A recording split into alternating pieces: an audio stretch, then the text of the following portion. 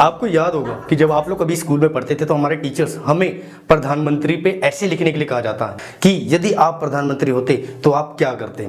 तो हम लोग उस समय अपने विचारों के अकॉर्डिंग बहुत सारी चीजें लिखते थे कि हम कैसे राष्ट्र को मैनेज करेंगे, कैसे कैसी नई नई पॉलिसियां लेके आएंगे जिससे कि और लोगों का भला हो सके, और बहुत सारी चीजें हम लोग सोचते थे और उस ऐसे में हम उस चीजों को लिखते थे। मैं फॉर एग्जाम्पल अपनी बात कर लूं, अगर मेरे को प्रधानमंत्री बनने के लिए लिखा जाता तो मैं लिखता कि हाँ हमारे राष्ट्र की राजनीति ऐसी होती, गरीबों के लिए हम ये करते, ये सारी चीजें करते। लेकिन मैं आपसे पूछ रहा हूं कि अगर यदि मैं प्रधानमंत्री बन जाऊं, आपने छोड़ो, मैं प्रधानमंत्री मोदी जी की बात करता हूं कि मोदी जी आज की डेट में हमारे प्रधानमंत्री, मैं बात करूं 2014 से, तो 2014 में प्रधानमंत्री हमारे नरेंद्र मोदी जी बन गए थे। लेकिन क्या उनका प्रधानमंत्री हमेशा के लिए बना रहना उस समय के लिए क्या पॉसिबल है?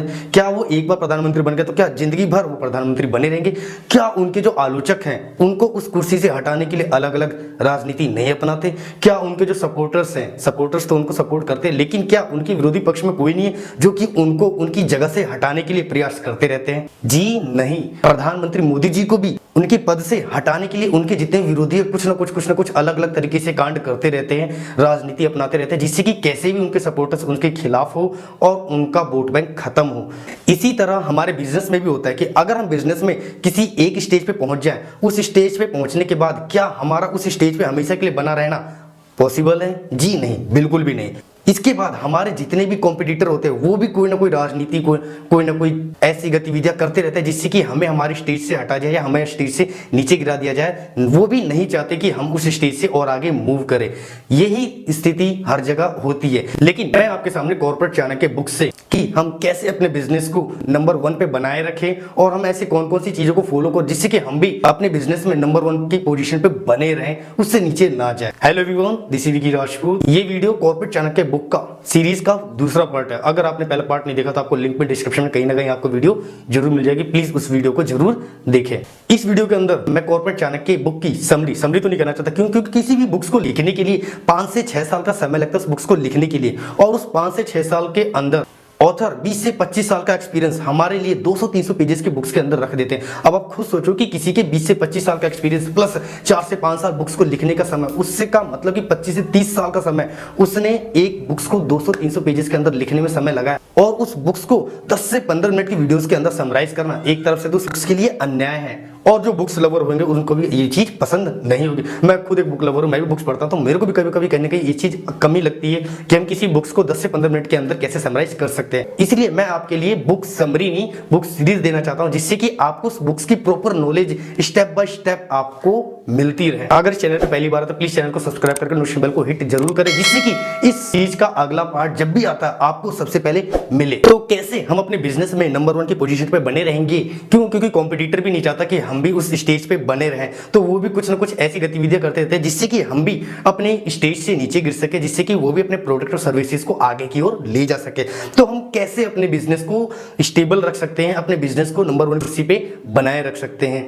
इस वीडियो का पहला की लेसन आता है हमारा अंडरस्टैंड द मार्केट नीड। जी, हमें हमेशा अपने प्रोडक्ट्स हो या हमारे सर्विसेज हो, उसको अपने मार्केट नीड्स के अकॉर्डिंग हमें बार बार चेक करते रहना चाहिए कि इस समय हमारे मार्केट की नीड्स क्या हो और आने वाले समय के लिए उस मार्केट्स की नीड क्या हो सकती है। मैं आपके लिए एग्जांपल लेके आया हूं कोडेक कंपनी का। कोडेक कंपनी आज से बहुत समय पहले कैमरा बेचती थी। उस कैमरा में वो रील के अकॉर्डिंग, जो आप रील देख रहे हो उस रील के अकॉर्डिंग उस कैमरे को बनाती थी और उस रील को ही मार्केट में बेचती थी। और उस समय कोडेक कंपनी का जो कैमरा था उसकी कम से कम 80 से 90% मार्केट शेयर था, और उसके जो सीईओ उनको काफी घमंड भी था कि हम इस मार्केट में नंबर 1 पे हैं, हम इस मार्केट में कोई भी नहीं गिरा सकता। लेकिन जैसे जैसे समय आया उस रील की डिमांड घटती गई और डिजिटलाइजेशन आते ही उस रील्स की कमी होती गई। लेकिन उस समय भी जो कोडेक कंपनी है उस नीड्स को नहीं समझ पाई। क्योंकि आने वाले समय में सबको पता है कि रील्स काफी कॉस्टली होती है, एक तो कैमरा खरीदना पड़ेगा, फिर उसके बाद कैमरा को चलाने के लिए रील्स की जरूरत पड़ेगी। लेकिन आने वाले डिजिटल टाइम में हमें उस रील्स की जरूरत नहीं पड़ेगी, कैमरा विदाउट रील्स ही एक मेमोरी कार्ड के थ्रू चल सकता है। लेकिन कोडेक कंपनी, इसके पास 80 से 90% का मार्केट शेयर था, उसने इस चीज को नहीं समझा और वो उस समय भी वो अपने कैमरा रील वाले ही बनाते थे, जिससे कि उन्हें पता था कि सबसे ज्यादा कैमरा हमारे बिकते हैं। तो हमें किसी भी तरह के बदलाव की जरूरत नहीं है, हमें किसी भी चीज की जरूरत नहीं है, हम तो जो जैसा कर रहे हैं वैसा ही करेंगे। 80 से 90% मार्केट शेयर है।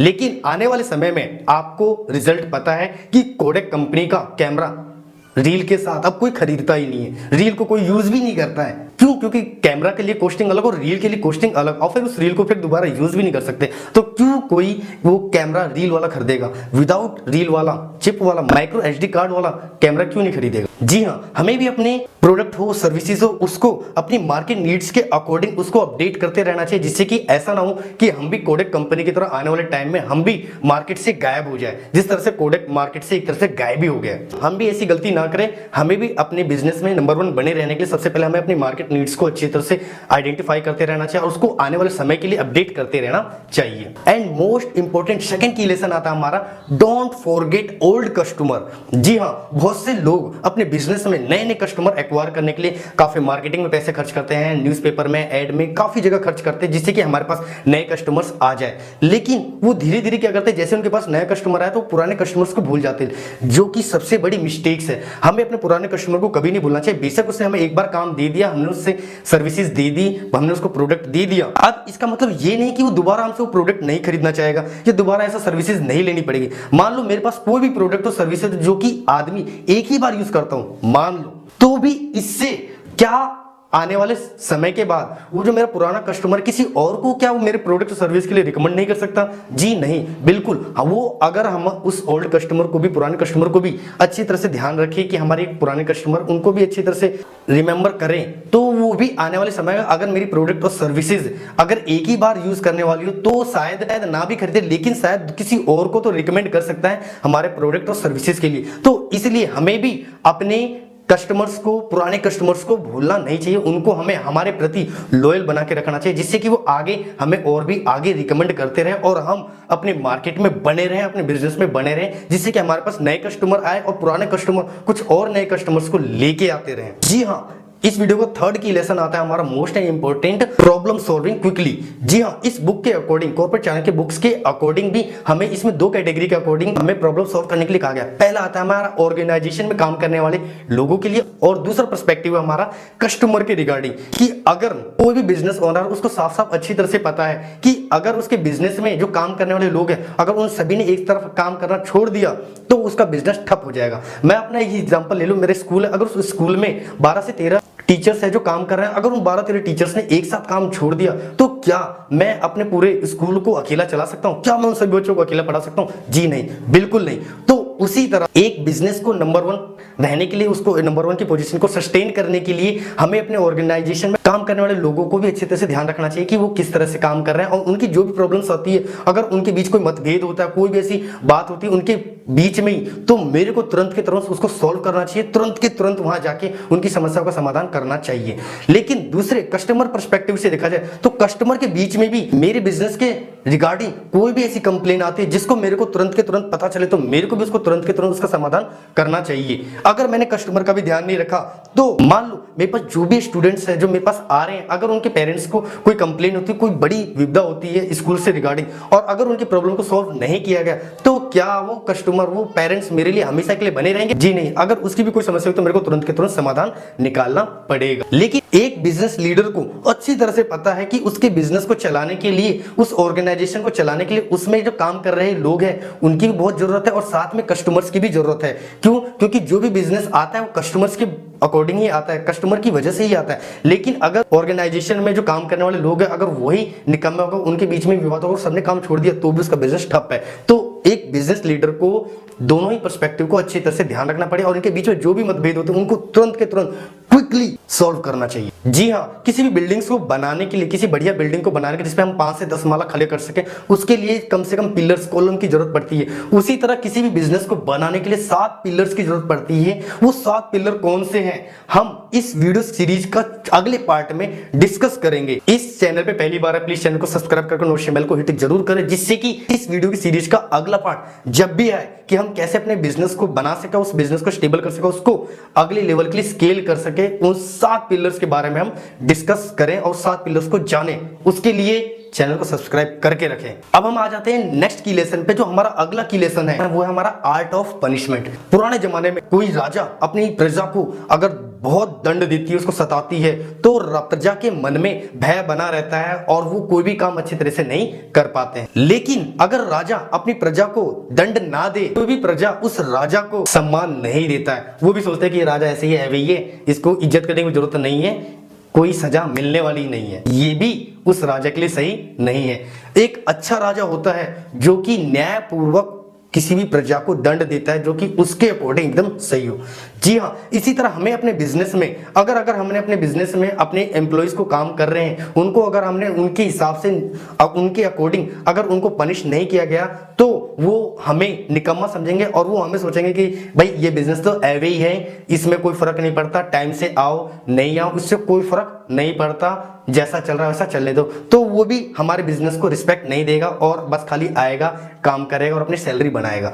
जी नहीं, हमें ऐसा बिल्कुल नहीं करना चाहिए। हमें सभी एम्प्लॉइज को टाइम टू टाइम उसके गलतियों के अकॉर्डिंग उसको सजा जरूर देनी चाहिए, जिससे कि हमारे ऑर्गेनाइजेशन में बना रहे। हमारा ऑर्गेनाइजेशन में जो भी नया व्यक्ति आता है उसको ये चीज पता चलती है कि ये गलती करने पे सजा मिल सकती है, आपको फायर भी किया जा सकता है। क्यों? क्योंकि प्राइवेट सेक्टर, इसमें जब तक आप काम करते रहो, जब तक आपको सैलरी मिलती रहेगी, नहीं करो तो यहाँ पे कोई जिंदगी भर के लिए फिक्स नहीं है, उसे कभी भी निकाला जा सकता है, उसको पनिश किया जा सकता है। तो वो अपने ऑर्गेनाइजेशन में काम करेगा, मेहनत से करेगा और उसके अंदर थोड़ा बहुत डर भी रहेगा। ज्यादा डर भी अच्छा नहीं है, लेकिन बिल्कुल डर ना, वो भी अपनी ऑर्गेनाइजेशन के लिए बिल्कुल अच्छा नहीं। मैं अपने स्कूल का एग्जांपल ले लेता हूं कि मैंने आज से करीब बहुत समय पहले, टीचर्स ऐसे हैं जिनको स्कूल की जो टाइम है, बच्चों के स्कूल के आने का टाइम है, उसको लिए मैंने कई बार टीचर्स को बोला कि प्लीज टाइम पे आओ, टाइम पे आओ, लेकिन कुछ टीचर्स हैं जो कि टाइम से नहीं आते। फिर मैंने क्या किया कि यार उनको बार बार बोलना वो भी सही नहीं है, तो हमें कुछ ऐसा करना चाहिए जिससे कि टीचर्स टाइम पे भी आ जाए और मुझे उनको बार बार बोलने की जरूरत भी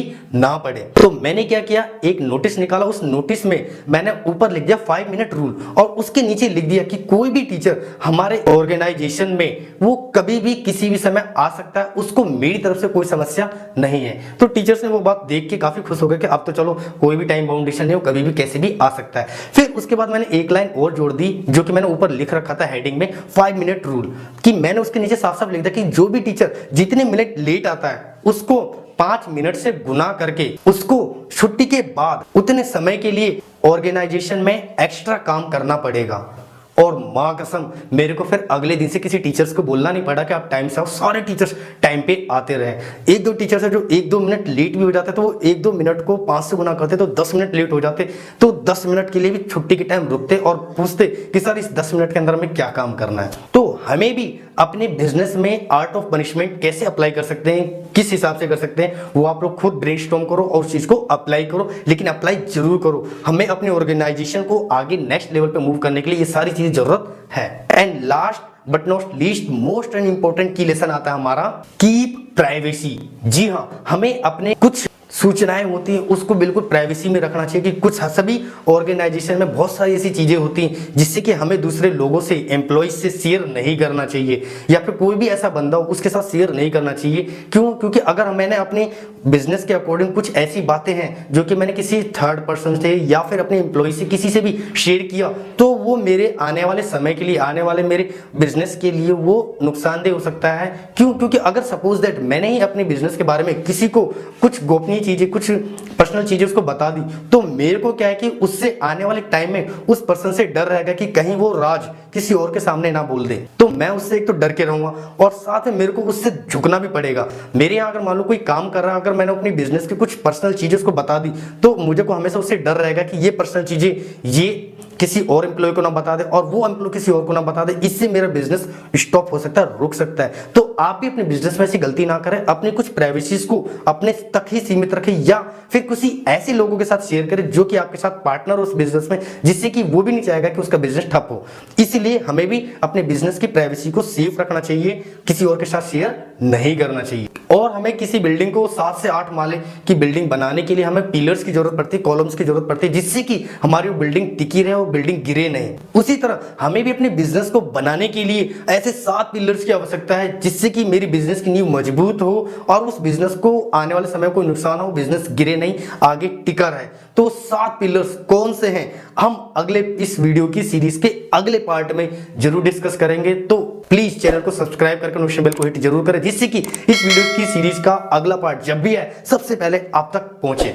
इस वीडियो को अगर मैं समअप करूं तो इस वीडियो में हमने 5 की लेसन सीखे, जिसमें से पहला की लेसन आता है हमारा अंडरस्टैंड द मार्केट नीड, कि हमें भी अपने मार्केट नीड्स को अच्छी तरह से समझना चाहिए, उसके अकॉर्डिंग अपने आप को अपडेट करते रहना चाहिए। और दूसरा की लेसन हमने समझा डोंट फॉरगेट ओल्ड कस्टमर, कि हमें कभी भी अपने बिजनेस में पुराने कस्टमर्स को नहीं भूलना चाहिए। वो पुराना कस्टमर हमें नए कस्टमर्स को लाके दे सकता है, चाहे मेरी प्रोडक्ट सर्विस सिर्फ एक ही बार यूज करता हो, फिर भी वो शायद किसी और को भी रिकमेंड कर सकता है, जिससे कि मेरे पास अगला आने वाले समय के लिए और भी बिजनेस आए। तो मेरे को अपने कस्टमर्स को, पुराने कस्टमर्स को भूलना नहीं चाहिए। और थर्ड की लेसन था हमारे लिए प्रॉब्लम सॉल्विंग क्विकली। इस बुक के अकॉर्डिंग हमने 2 प्रॉब्लम्स के बारे में डिस्कस करा था। पहला था हमारा ऑर्गेनाइजेशन में काम करने वाले लोगों के प्रति, दूसरा था हमारा कस्टमर के प्रति। तो हमें इन दोनों के प्रति कोई भी ऐसी समस्या थी जिसके बारे में मेरे को तुरंत भनक लगती है, तो मेरे को उस प्रॉब्लम्स को तुरंत के तुरंत जब भी उसको सॉल्व करना चाहिए, नहीं तो मेरा बिजनेस आगे जाके रुक सकता है, स्टक हो सकता है। एंड फोर्थ की लेसन था हमारा द आर्ट ऑफ पनिशमेंट, कि हमें भी अपने ऑर्गेनाइजेशन में जो भी लोग काम कर रहे हैं उनको पनिश करते रहना चाहिए टाइम टू टाइम, जिससे कि मेरी ऑर्गेनाइजेशन की नींव मजबूत रहे और उसमें नए बंदा कोई भी काम करने आता है तो उसको ऐसा ना लगे कि अपना बिजनेस भी ऐवे ही है, कोई भी कैसे भी कर रहा है, उससे कोई फर्क नहीं पड़ता। फर्क पड़ना चाहिए उसे कि वो हमारे बिजनेस में काम कर रहा है। And last but not least 5वें नंबर का की लेसन था हमारा कीप प्राइवेसी, कि हमें अपने बिजनेस के कुछ सीक्रेट्स हैं जो कि हमें अपने तक ही सीमित रखने चाहिए, किसी और के साथ शेयर नहीं करना चाहिए। उससे कि हमें नुकसान हो सकता है कि हम किसी और को शेयर करते तो उस आदमी से मेरे को डर के रहना पड़ेगा कि कहीं आने वाले समय में वो हमारे राज को उगल ना दे, और मेरे को उस आदमी के सामने झुककर भी रहना पड़ेगा कि मैं उसको सामने कुछ भी चीज ऐसी नहीं बोल सकता जिससे कि उसका नुकसान हो तो वो मेरा तुरंत नुकसान कर सके। आई होप आपको वीडियो अच्छी लगी होगी, और प्लीज नेक्स्ट पार्ट के लिए कमेंट जरूर करें, और वीडियो कैसे लगे कमेंट बॉक्स में जरूर से जरूर बताएं, और अगले पार्ट के लिए प्लीज चैनल को सब्सक्राइब करके नोटिफिकेशन बेल को हिट जरूर करें, जिससे कि इसका अगला पार्ट जब भी आएगा सबसे पहले आप तक जरूर पहुंचेगा। और अपना कीमती समय देने के लिए तहे दिल से शुक्रिया।